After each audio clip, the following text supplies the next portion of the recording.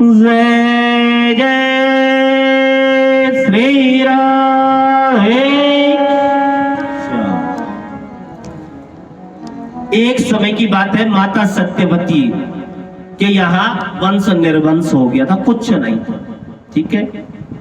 अब माता सत्यवती ने स्वयं अपने कौरव वंश को आगे बढ़ाने के लिए स्वयं अपने पुत्र वेद व्यास जी को बुलाया, और वेद व्यास जी को जब बुलावा भेजा तो सत्यवती ने कौरव वंश को आगे बढ़ाने की व्यथा बताई व्यास जी को। व्यास जी ने जब चिंता देखी माता सत्यवती की, तो अपनी दैवीय शक्ति से, उस कृपा से ऐसी कृपा की कि एक तेज ऐसा फेंका महाराज, तो उसी समय जो अंबिका थी, तो अंबिका ने उस जब तेज को देखा तो तुरंत क्या कर दी, आंखें बंद कर दी, और जो पुत्र हुआ वो जन्मांध यानी धृष्टराष्ट्र कहलाया भैया, धृष्टराष्ट्र कहलाया। उसके बाद अंबिका, अब जो अंबालिका थी, अंबिका ने तो ये किया, और जो दूसरी थी अंबालिका, अंबालिका ने जब उस तेज को देखा एकदम भयभीत हो गई, डर गई, और शरीर पूरा क्या पड़ गया, पीला पड़ गया महाराज। और जिस पुत्र ने जन्म लिया उसको नाम पड़ गया पांडु, उसी को हम कहते हैं पांडु, ठीक है, जो पांडवों के पिता थे। और तीसरा कौन, कोई और नहीं, दासी पुत्र स्वयं विदुर जी महाराज, ठीक है। एक कथा और है कि धृतराष्ट्र को किसका शौक था, आखेट का शौक था, लेकिन मुख्य यही है जो मैंने आपको बताया। विस्तार इसलिए बता रहा हूं कि कथा आप बड़े सुनते हैं, लेकिन आपको पता होना चाहिए कि क्या किसका तात्पर्य और किसका वास्तविक रूपेण। तो दूसरा कारण यह है कि धृतराष्ट्र को आखेट का बहुत शौक था महाराज, आखेट खेलने का, है ना, जाता था जंगलों में। तो एक बार उसकी आज्ञा से ही सैनिकों ने हंस की आंख फोड़ दी थी महाराज, एक हंस की आंख फोड़ दी थी। विदीर्ण भाव से हंस ने उस समय चिल्लाते हुए स्वर पर यही कहा कि आज जैसा मैं हूं कल वैसा तुझे भी भोगना पड़ेगा। 3 प्रकार के कर्म है, अभी बता दूंगा अगर दिमाग में आ गए, क्योंकि समय रहते निकल भी जाता है ना, पर 3 प्रकार के, ठीक है। अब यहां पर उसी कारण धृतराष्ट्र जन्मांध हो गए भैया। अगले जन्म में जो धृतराष्ट्र हुआ वो अंधा हुआ, ठीक है। तो 3 प्रकार के मैंने आपको क्या बताया, कर्म 3 प्रकार के। तो बोलते हैं कर्म का फल एक तो उसी समय मिल जाता है, कुछ कर्म ऐसे होते हैं जिसका फल तुरंत मिलता है, ठीक है। 3 प्रकार के कर्म, कुछ कर्म ऐसे होते हैं जिसका फल हमें तुरंत मिल जाता है, और किसी कर्म का फल हमें महीने, 2 महीने, 4 महीने बाद। लेकिन एक फल ऐसा भी होता है जो हमें कई जन्मों बाद प्राप्त होता है, जैसे माथुर परिवार को आज प्राप्त हुआ है श्रीमद् भागवत कथा। बोलो भागवत भगवान की। तुरंत कौन मिलता है, तुरंत कर्म किया आपने। आप आए मेरे पास, महाराज, मैंने कहा हाँ मैया बताओ। कहा मैया बोली महाराज बहुत प्यास लगी है। मैंने कहा मैया जाओ और घड़े में से पानी ले लो। मैया तुरंत गई, प्यास लगी थी, घड़े से पानी लिया और तुरंत पी लिया, तो क्या बुझ गई, प्यास बुझ गई ना, तो तुरंत फल मिल गया। दूसरा, कोई कार्य हमने किया, कोई पुण्य किया, कुछ भी, अब उसका क्या है, 41 दिन है, 31 दिन है, उसका फल भी मिल जाता है। लेकिन कुछ कर्म ऐसे होते हैं जैसे आज मिल रहा है, महाराज ने बताया अभी पंडित जी ने कि 3 पीढ़ी का उद्धार, 7 या 21 है, इतनी पीढ़ियों का उद्धार कर देता है। तो इसको बोलते हैं क्या, प्रारब्ध, कि तुम्हारे प्रारब्ध में होगा। एक बोलता है कि महाराज वो कुछ नहीं करता लेकिन मौज ले रहा है, तो महाराज कहते हैं उसका प्रारब्ध अभी उसके साथ है।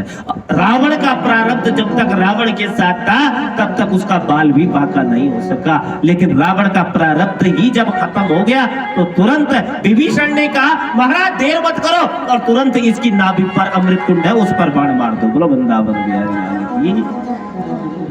इसके नाभि कुंड पर मार दो। यदा तु राजा स्वसुतान साधुन पोषणन धर्मन विनिष्ट दृष्टि।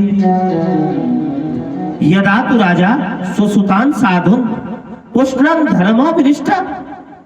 पांडवों के साथ कौरव जब क्या कर रहे थे, अन्याय कर रहे थे, लाक्षा ग्रह में जलाकर उनको भस्म करना चाहते थे, ठीक है, जलाने का षड्यंत्र किया ना। तब कौरवों के पिता धृतराष्ट्र के सामने उस समय कौन आए, विदुर जी आए, कोई और नहीं बल्कि विदुर आया। और विदुर जी ने कहा, अरे धृतराष्ट्र राजा को प्रणाम करते हुए कि मैं मंत्री होने के नाते नहीं, संतरी होने के नाते नहीं, एक कथावाचक होने के नाते नहीं, एक व्यास होने के नाते नहीं, एक सन्यासी होने के नाते नहीं, बल्कि एक नागरिक होने के नाते आपसे कहने आया हूं कि हे राजन, अन्याय की बेल पर कभी अमृत का फल नहीं लगता, नहीं लगता। पांडवों के साथ तुम्हारे पुत्र कर क्या रहे हैं? पांडव केवल कमजोर नहीं है, पांडव कमजोर नहीं, केवल आपका आदर और सम्मान करते हैं, सत्कार करते हैं, इसलिए कुछ नहीं बोलते। और शास्त्र कहता है यदि किसी देश को छोड़ने से अपना देश सुरक्षित होता हो, किसी नगर को छोड़ने से अपना नगर सुरक्षित होता हो, किसी शहर को छोड़ने से अपना शहर, और किसी गांव को छोड़ने से अपना गांव, और किसी परिवार में किसी सदस्य को छोड़ने से परिवार बचता हो, तो उस परिवार को भी छोड़ देना चाहिए, छोड़ देना चाहिए। और तुम्हारे परिवार में कोई और नहीं बल्कि दुर्योधन ही क्या कलंक पैदा होकर आया है, जो तुम्हें मृत्यु के कगार पर लेकर जाएगा। भैया अभी भी समय है, अभी भी समय है, समझ जाओ, क्योंकि अन्याय की बेल पर कभी अमृत का फल नहीं लगता। अगर आज नहीं किया तो कल गड़बड़ हो जाएगी भैया। इतने में दुर्योधन आ गया और पांडवों जैसे ही पहुंचा, तुरंत पिताजी के पास पहुंचा और कहा तुरंत, अरे विदुर, मेरे पिता को मेरे खिलाफ भड़काता है, मेरा नमक खाता है और मुझे मेरे खिलाफ भड़का रहा है, मेरे विरुद्ध, निकल जाओ मेरे राज्य से, यहां से निकल जाओ। महात्मा विदुर ने कहा, अरे बेटा, मेरा कोई मंतव्य नहीं था तुम्हें कष्ट देने, कोई मंतव्य नहीं था मेरा मन में, मैं तो सिर्फ ये कह रहा था कि मुझे खेद है, ठीक, मैं मंत्री होने के नाते आप लोगों को नहीं बता पा रहा हूं, अभी भी बेटा समय है, तो धक्के मारकर, हमारे पास समय बहुत है, हम जानते हैं, धक्के मारकर निकाल दिया। कहां से? हस्तिनापुर से। और विदुर जी चले गए हस्तिनापुर से और बिदुरकुटी। बिदुरकुटी पड़ता है बिजनौर, उत्तर प्रदेश का एक जिला है बिजनौर। बिजनौर में गंगा किनारे बिदुरकुटी नाम की एक जगह है, तो वहीं पर विदुर जी रहने लगे और कदली के फल, साग इत्यादि खाने लगे और अपनी पत्नी विदुरानी के साथ वहीं भजन कर रहे हैं। क्या भजन कर रहे हैं? द्वादशाक्षर मंत्र का। क्या कह रहे? ओम नमो भगवते वासुदेवाय, ओम नमो भगवते वासुदेवाय, ओम नमो भगवते वासुदेवाय, ओम नमो भगवते वासुदेवाय। वासुदेवाय बोलो नंद नंदनाय, वासुदेवाय बोलो नंद नंदनाय। ओम नमो भगवते वासुदेवाय, ओम नमो भगवते वासुदेवाय, ओम नमो भगवते वासुदेवाय।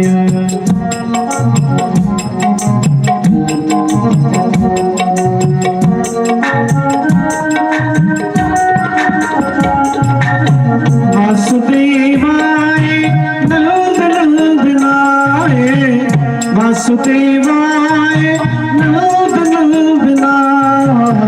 ओम नमो भगवते वासुदेवाय, ओम नमो भगवते वासुदेवाय। बोलो वासुदेव कृष्ण कन्हैया लाल की जय। यही भजन करते हैं दोनों। इसका इसको कहते हैं द्वादशाक्षर मंत्र है। ओम नमो भगवते वासुदेवाय, और इतनी आनंद से रहते हैं। लेकिन आज हस्तिनापुर की नगरी क्या है, बहुत सुंदर सज रही है। जगह जगह तोरण सजाए जा रहे, द्वार लगाए जा रहे, बंधन बार लगाए जा रहे हैं। तो विदुरानी ने पूछा, प्रभु ये कहा आज मेरे द्वारिकानाथ संधि प्रस्ताव लेकर आ रहे हैं, और देखो तो सही कौरव और पांडवों के भाग्य का फैसला क्या होता है। भैया आज फैसला तो देख कर आओ। तो आज भगवान पहुंच गए, लेकिन दुर्योधन ने क्या कपटपूर्ण मैत्री का परिचय दिया है। कपटपूर्ण मैत्री का होता है ना, महाराज कभी हमारे यहाँ आओ, ये किसी को बोलते ना आओ आओ आओ, लेकिन अंदर से सोचते कभी आकर दिखाइयो मेरी गली में, तब बताओ। ऐसे ही दुर्योधन ने किया है कि आओ गोविंद आओ, लेकिन पक्ष हमारे ही तरफ रखना पड़ेगा। आज भगवान पहुंच गए और भगवान ने कहा, मैंने तुझे कभी भी दुर्योधन नहीं कहा, मैंने तो तुझे हमेशा सुयोधन कहा। अरे तू तो अच्छा धन है, तू ये बता ये कौन है? कहा मेरे काका के बेटे हैं। पांडु कौन है तुम्हारा? कहा काका है। तो ये पांडव कौन है? कहा उन्हीं के बेटे। तो तुम्हारे क्या हुए? कहा मेरे भाई हुए। तो भाई हुए तो इस नैतिक पद्धति से देखा जाए तो सीधे सीधे आधे राज्य के अधिकारी हुए, बरोबर है। पर फिर भी 5 भाई है तो मैं आधा राज्य देने को नहीं कहता हूं, मैं कह रहा हूं सिर्फ 5 गांव दे दो, उन्हीं से मैं संतुष्टि कर दूंगा। लेकिन उसी समय दुर्योधन तकड़ कर बिल्कुल सूचक ग्रेव नैव दासामी बिना युद्धेन केशवा, हे केशव बिना युद्ध की सुई की नोक के बराबर भूमि भी मैं देने वाला नहीं। सूचक ग्रेव नैव दासामी बिना युद्धेन केशवा, सुई जानते ना कितनी होती है? तो दुर्योधन ने कहा है महाभारत में कि सूचक ग्रेव नैव दासामी बिना युद्धेन केशवा, सुई की नोक के बराबर भूमि भी मैं बिना युद्ध के। कन्हैया ने कहा राम राम राम, अरे क्या कहता है? मैंने तुझे सुयोधन कहा और तू बात करता है दुर्योधन वाली। लाखों घर तबाह हो जाते, लाखों नर नारियां विधवा हो जाती, लाखों बच्चे अनाथ हो जाते, युद्ध की विभीषिका देखी क्या? लाखों घर तबाह हो जाते, ये क्या कह रहा है? इतने में धृतराष्ट्र ने आकर और एकदम